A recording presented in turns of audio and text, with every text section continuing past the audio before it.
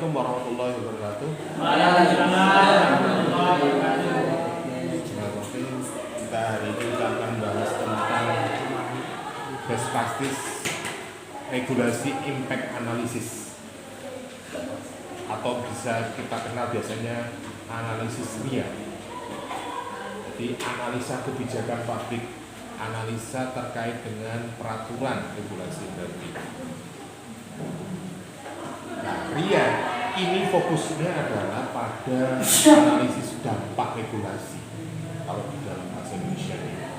Jadi kebijakan yang sudah diterbitkan, sudah diundangkan, ini baru kita melaksanakan sebuah analisis dengan cara meningkatkan kualitas regulasinya, seperti yang efektivitas, hasil efisiensi pemerintah. Sistem RIA ini biasanya berdasarkan untuk mengejar inisiatif perbaikan secara komprehensif praktek peraturan kinerja bagi sebuah negara atau bisa juga di negara-negara transisi.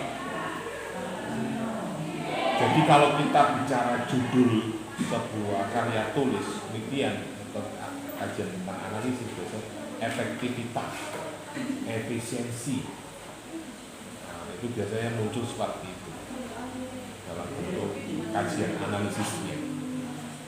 Nah, analisis RIA ini merupakan alat fungsi yang fundamental, artinya membantu pemerintah untuk menilai dampak dari sebuah peraturan. Nah, peraturan dibuat itu kan tentunya untuk membuat sebuah kehidupan atau permasalahan itu menjadi terselesaikan, menjadi sebuah kebijakan sehingga berdampak positif bagi masyarakat, sehingga itu menjadi solusi bagi kehidupan di masyarakat. Kemudian RIA ini juga sering digunakan untuk memeriksa, mengukur manfaat dan biaya dampak dari peraturan yang ada. Jadi ada kebijakan yang populis itu apa yang bukan hanya sekedar pencitraan, tetapi bagaimana anggaran, pemanfaat dan daya dari masyarakat itu kembali ke masyarakat dan daya guna bagi kehidupan bagi masyarakat. Ini yang menjadi tujuan daripada kajian tentang RIA itu sendiri. RIA ini adalah proses secara sistematis mengidentifikasi, menilai efek yang diharapkan dari regulasi atau regulasi proposal menggunakan metode analisis secara konsisten seperti keuntungan dari biaya analisis. Jadi mungkin kalau hari ini banyak tahun politik atau mungkin bulan-bulan kampanye, jadi banyak ide-ide yang dimunculkan atau mungkin ide gagasan yang ke depan nanti kalau saya jadi seperti apa, itu ide-ide yang dimunculkan. Nah, tetapi yang kita bicarakan ini bukan ide, tetapi kebijakan yang sudah berjalan, efektif alat itu. Misalnya terkait dengan BPJS misalnya, itu diharapkan kan itu termasuk dana gotong royong kan sebenarnya ya. Kalau itu berjalan dengan baik, memang kesehatan itu bisa terjamin. Makanya bisa jaminan sosial, jaminan kesehatan bagi masyarakat. Pembiayaannya dari mana? Ya dari anggaran iuran gotong royong dari yang namanya program BPJS. Makanya setiap perusahaan, setiap warga negara itu diharapkan baik dia kaya, baik miskin, semua harus mengikuti program BPJS. Dimana kalau dulu mungkin ada kelas-kelasnya, kelas A atau kelas 1, kelas 2 atau fase 1, fase 2 dan sebagainya. Tapi sekarang mungkin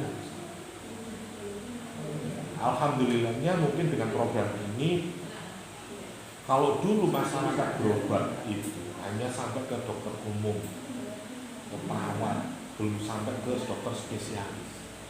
Dengan spesialis kontrol tok, periksa tok, wis biro.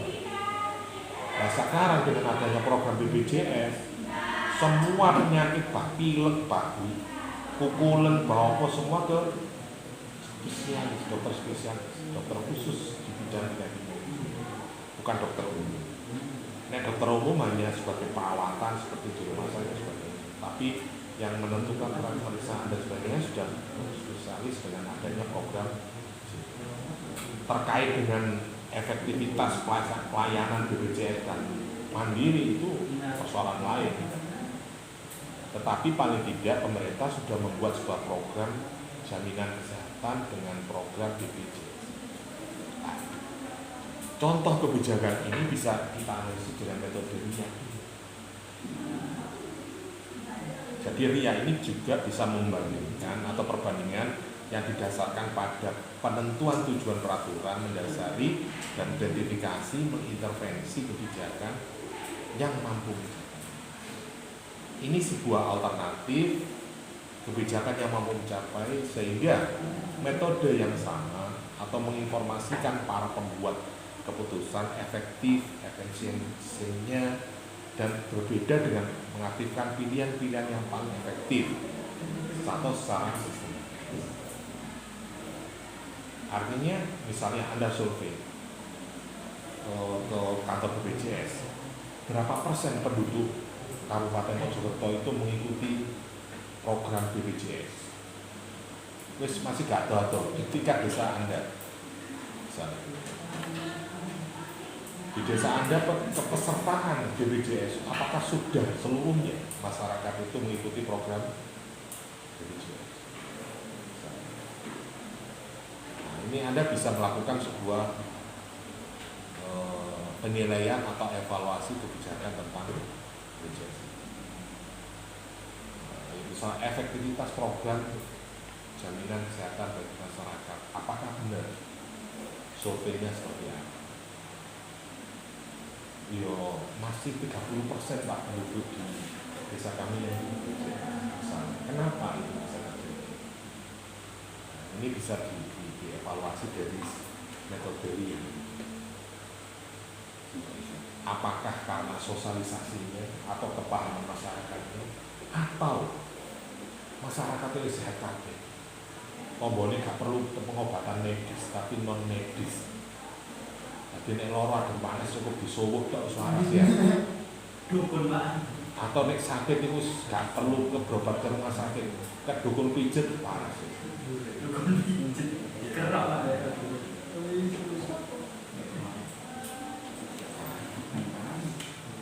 Metode ini bisa digunakan untuk menganalisis seperti itu. Dan banyak lagi kebijakan pemerintah yang terkait dengan efisiensi. Saya kira setiap kebijakan departemen, kementerian atau urusan-urusan pasti akan ada efek, ada impact terkait dengan dana, terkait dengan efisiensi waktu dan sebagainya, itu saya kira pasti ada. Makanya adik harus bisa, paling tidak apalagi di semester akhir ini, harus nanti ketika membuat karya tulis tidak jauh-jauh dari dan inilah menjadikan keahlian Anda, kompetensi Anda dalam sebuah menganalisis sebuah kebijakan. Ya masih banyak sih kalau kita bicara pemerintah itu kan tidak hanya terkait dengan kebijakannya, sumber daya manusianya juga bisa. Governmental, governmentality, ada sisi hukum, sisi sosial.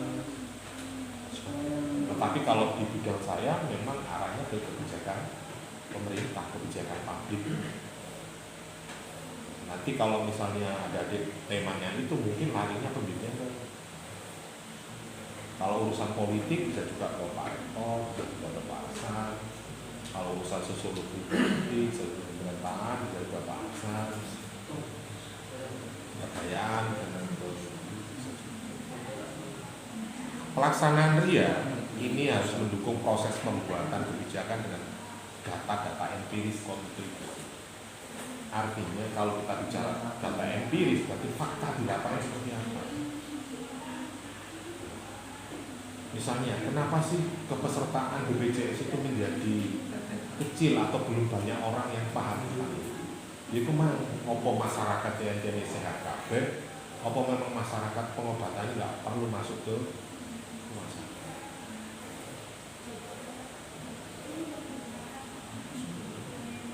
Atau persoalan lain, kalau di kota misalnya Kenapa banyak perusahaan tidak mengikut sertakan karyawannya ke BPJS tenaga kerja atau BPJS kesehatan? Mungkin karena ada aturannya. Pembayarannya berbeda dengan masyarakat yang BPJS mandiri. Ya. Mau ke BPJS itu ada BPJS yang dibiayai oleh negara, ada yang mandiri, ada yang perusahaan. Nah, kalau perusahaan biasanya hanya 5% dari UMK. Iya nih pas perusahaannya bayarnya sesuai UMK, enggak. Padahal UMK kita di Kabupaten Mojokerto misalnya 4,5 juta. 5%-nya berapa?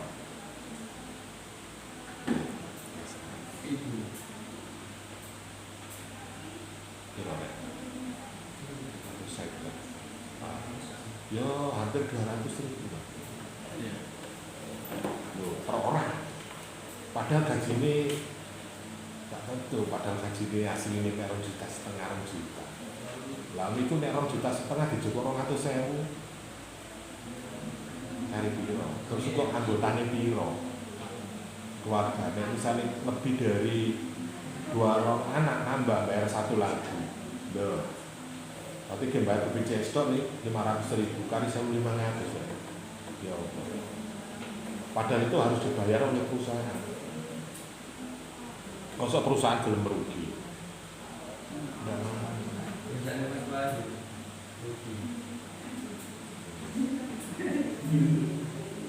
Nah, terkadang ada negosiasi, ada perjanjian, ada yang ditanggung perusahaan, ada yang ditanggung oleh. Bisa juga 5% itu tidak dibayar semua oleh perusahaan, tetapi juga itu biasanya itu yang mengalami biasanya kalau di perusahaan atau di kantor-kantor. Dan ada undang-undangnya, kalau tidak mengikuti BPJS ada sanksinya. Nah, itu kalau Anda mengikuti tentang. Kalau hal program yang lain saya kira banyak sekali. Anda menyoroti hal-hal yang belum pernah disoroti oleh para perusahaan, saya kira itu malah lebih objektif, lebih urgent, lebih apa jenenge, kebaharuannya lebih. Jadi hari ini harus punya tema. Saya kira ada yang sudah punya tema tentang skripsi. Coba meninggalkan data, kawan lu kan terus goblok data kok jamin. Walaupun hari ini teknologi saya kira sangat mendukung sekali. HDIO ya, itu skripsi apa itu ada aplikasi-aplikasi untuk deteksi judul ini sudah berapa penulisnya, di wilayah ini sudah banyak berapa penulisnya, sudah bisa dideteksi. Aplikasi apa? Aplikasi apa? Google.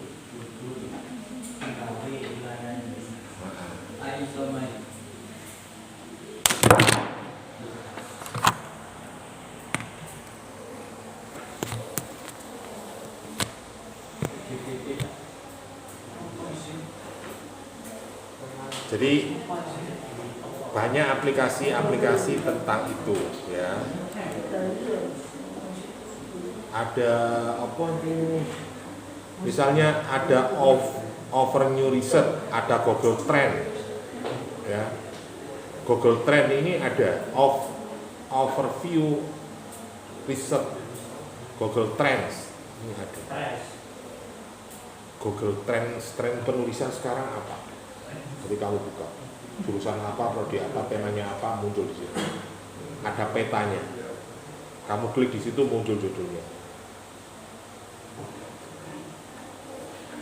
Ada beberapa aplikasi yang bisa Anda gunakan. Misalnya Anda meneliti tentang tema tentang apa yang belum pernah. Nyawa saya tentang hasil pemilu, suaka. Saya kira hal yang unik misalnya. Pemilih pemula atau apa. Nek omani politik wis pakai, ngomong sing aneh-aneh.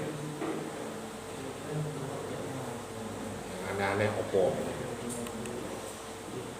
Saya kira kajian misalnya tentang kemarin ada kakak kelas Anda neliti tentang linmas hansip sinskamling di desa.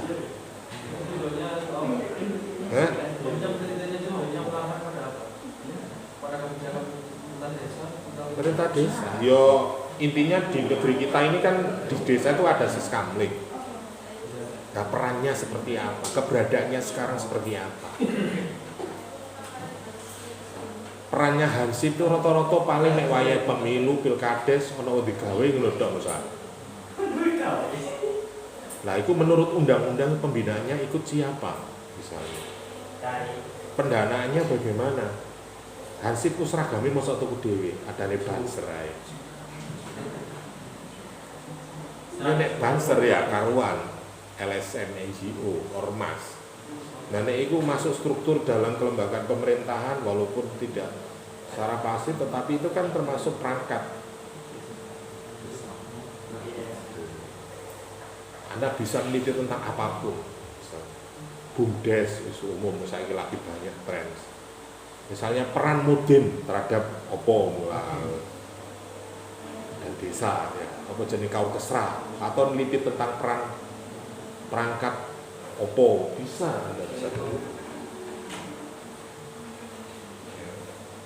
Banyak hal-hal yang mungkin itu sederhana tetapi tidak banyak yang bahas. Itu kamu buka di Google Trends, carikan judul temanya tentang ini. Kira-kira di Jawa Timur atau di Indonesia, Jawa Timur, Mojokerto, ada nggak yang meneliti tentang itu? Ada maksudnya.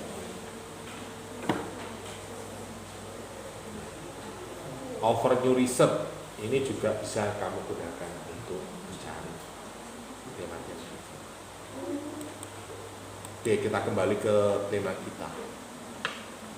Ya, jadi kembali lagi kepada kebijakan RIA atau pelaksanaan RIA ini mendukung kontribusi berharga melalui pembangunan kerangka kerja keputusan nasional untuk memeriksa implikasi potensi pilihan kebijakan regulasi untuk merupakan faktor penting dalam merespon dengan dampak terhadap ekonomi modern, pasar internasional terbuka dan kendala anggaran dan konsekuensi tuntutan kebijakan yang besar. Misalnya kalau di utara sungai sekarang Mojokerto lah dengan kebijakan adanya Transjadi, misalnya bolak-balik Transjadi, efektivitas atau perubahan impact terhadap itu apa? Ada peningkatan ekonomi kah bagi masyarakat utara sungai? Atau mungkin ini belum bisa lah kita menilai secara jelas. Dampak pembangunan infrastruktur jalan terhadap peningkatan ekonomi masyarakat Aceh misalnya, ada nggak pengaruhnya? Saya ini kan jalan-jalan nang gini desa nang sawah-sawah kan dicor kayak ya. Ini gak ngomong Jombang loh ya, ngomong Mojokerto. Dalan tikus saya dicor kok ya.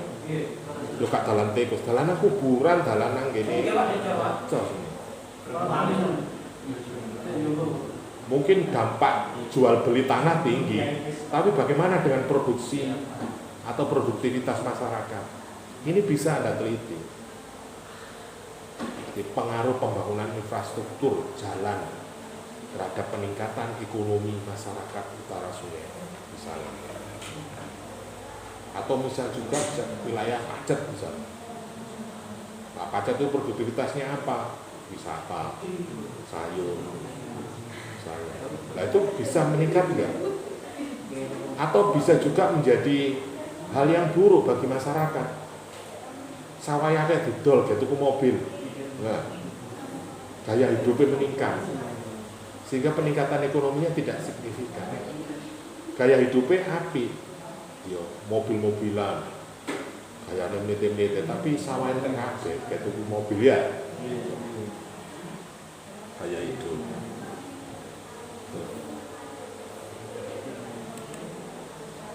RIA ini merupakan alat kebijakan yang penting dan kualitas peraturan. Jadi harapannya kebijakan itu tidak hanya sekedar lip service di pencitraan bahasanya. Misalnya rumah dengan DP 0%, logikanya ndek. Misalnya diskon 50% atau bebas ongkir. Masa toko Jakarta gak bayar tak ngirim ini.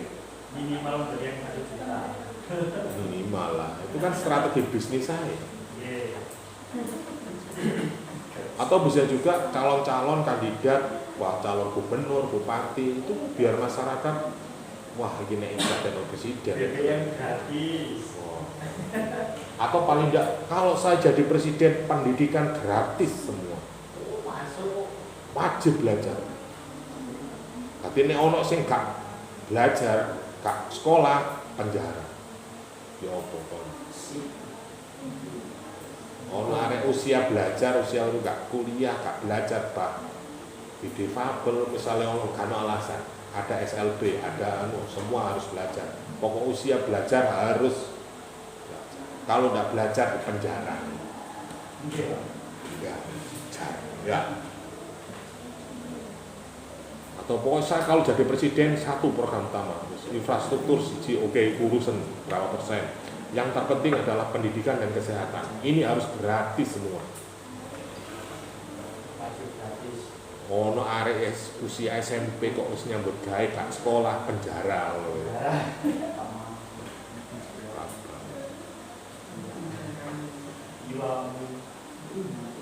Puskesmas harus difasilitasi dokter spesialis. Gak oleh dokter ceketer, kudu spesialis. Yo dokter spesialis, obatnya gak spesialis, Rek.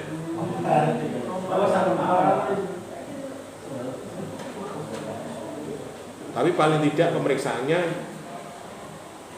atau paling tidak setiap desa harus ada puskesmasnya.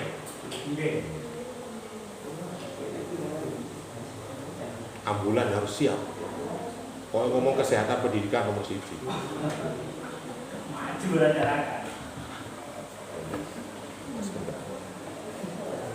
Ada kan kebijakan sing ini dok ngono, tapi yang bagaimana deh?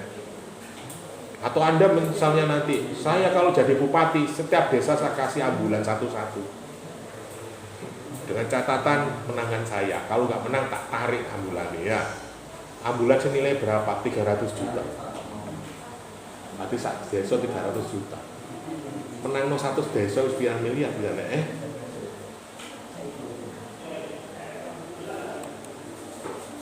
Nah, menggunakan RIA ini dapat berkontribusi pada proses pembuatan kebijakan, mempromosikan efisiensi kebijakan kesejahteraan sosial yang agak ditingkatkan. Nah, harapannya seperti itu. Makanya setiap tim sukses, kalau Anda misalnya jadi konsultan, Anda pasti bisa memberikan masukan-masukan itu. Nah, ini gak duwe ilmu nih tentang analisis kebijakan nih gak iso deh. Kayak program apa katanya? Gerai ya. Pokoknya gratis loh, pokoknya gratis. Lo duit teko endi, Pak?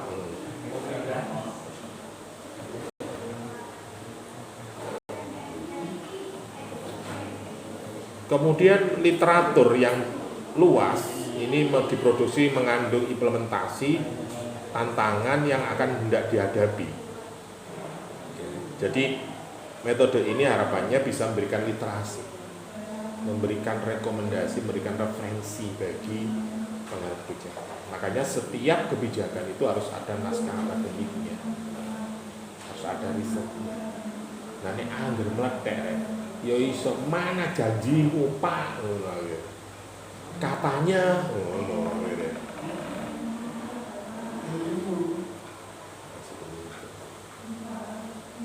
Tapi kalau kita punya data, punya analisis, saya kira program itu bukan omong kosong. Misalnya dulu ada programnya OCOK, apa itu dia? Programnya siapa? Sandiaga Uno.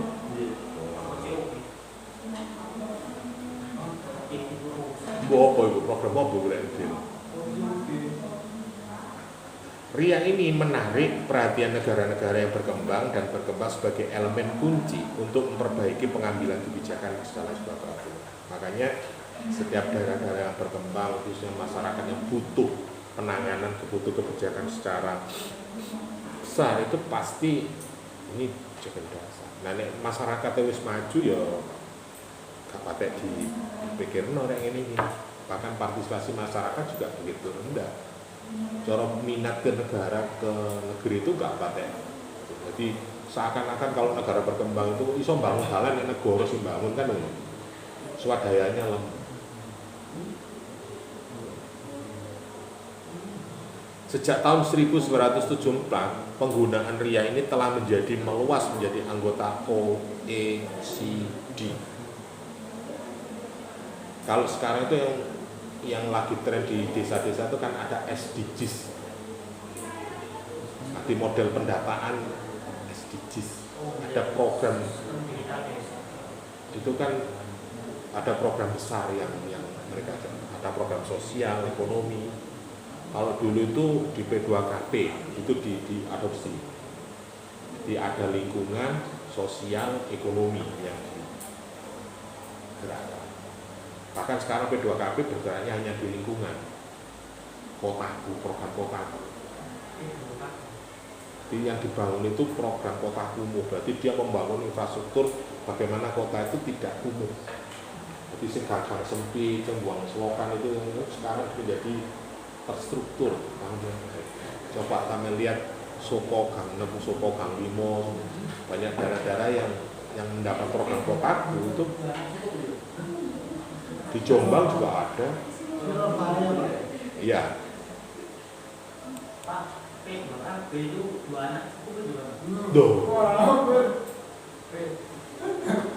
Program pemberdayaan ekonomi, kemiskinan perkotaan itu. PNPM, Program Nasional Pemberdayaan Masyarakat. P2KP dulu, sekarang PNPM. PNPM ada pedesaan dulu.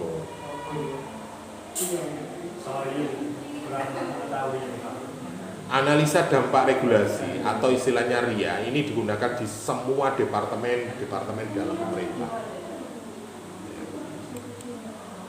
Strategi untuk menjamin peraturan ini berkualitas, pertama harus membangun sistem manajemen peraturan, mengatur regulator atau melalui transparansi, akuntabilitas, mekanisme. Artinya di sini sisi hukum, kebijakan, institusi, penegakan itu harus benar-benar.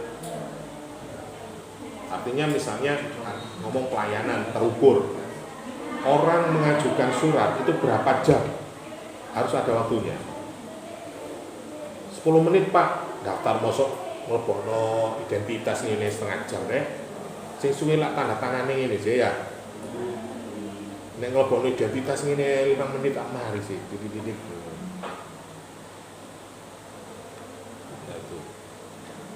Kemudian ada juga meningkatkan kualitas peraturan baru atau pengendalian dari RIA ini, yaitu sebagai alternatif atau juga sebagai kombinasi.